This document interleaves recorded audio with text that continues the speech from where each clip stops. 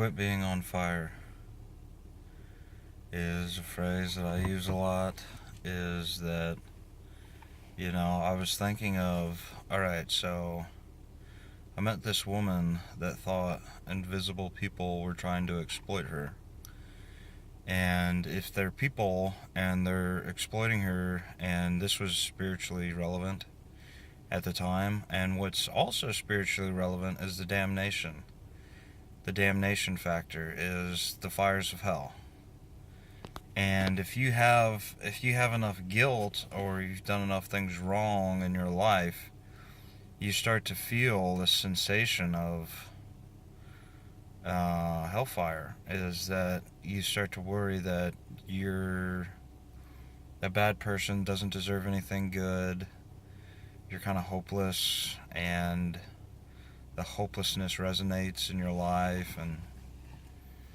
But when you say quit being on fire to a person that is aware of hellfire, is aware of the concept of hell, is aware of anything, you're talking about quit being on fire, and that's hellfire, and that's damned. Quit being damned.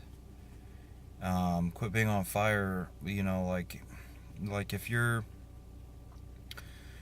entrenched in guilt, and if there's this burning sensation where you're blushing and you're burning, and it's, and you say quit being on fire, and then they go away because, if you're, well, there's a wrong way to say it, and it's like a lot of gotchas. You can mess up on the gotcha, and like, I know you are, but what am I?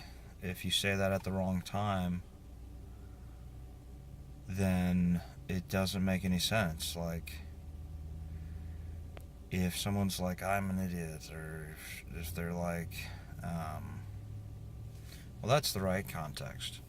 But if somebody says something, it's just a little bit off, we know what that means. And if you say quit being on fire to someone, they're evil.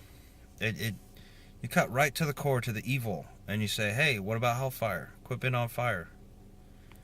And they're evil. Like, if they're keeping it from you, and their motives are evil, that'll strike right to the core of them. I was in Denver, and I thought of this phrase, quit being on fire, and there's this loud, obnoxious guy on a bicycle in Denver, which there's a lot of people on bicycles in Denver.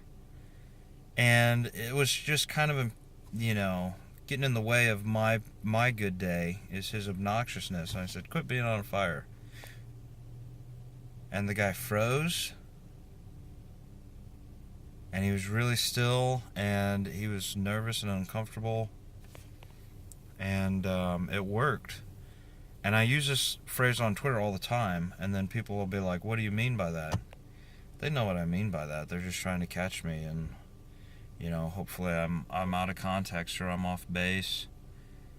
And if I'm off base or out of context, then they can be like, well, you're an idiot, so it doesn't matter what you say. I don't have to quit being on fire. Yeah, you don't have to quit being on fire, which is hilarious, because if you're guilty and you're running around doing bad things that's making yourself more guilty, that's hilarious. You're a clown in society. And society doesn't feed off of, popular belief feeds off of evil, feeds off of, you gotta be bad. Who's bad? And the answer is the bad people are bad. And, if you tell them to quit being on fire, then that might, stop them. That might correct them. That might, sober them up. Oh, hey, spiritual relevance of damnation. I don't like that. And then they stop.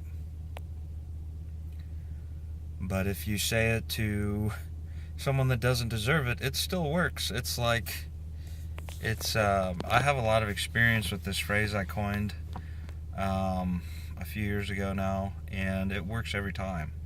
It's a showstopper, because they're like, are you talking about hellfire? And you are. So they're that cautious now. And initially I was thinking of, what could you say to voices in your head to get them to stop talking to you? And I thought, quit being on fire. Because, if they're evil and they won't go away and you don't want them there, but you make them go away, then you win. And it's just a win that I was trying to accomplish, and it's worked several times. And so that's a little bit of the background of Quit Being on Fire.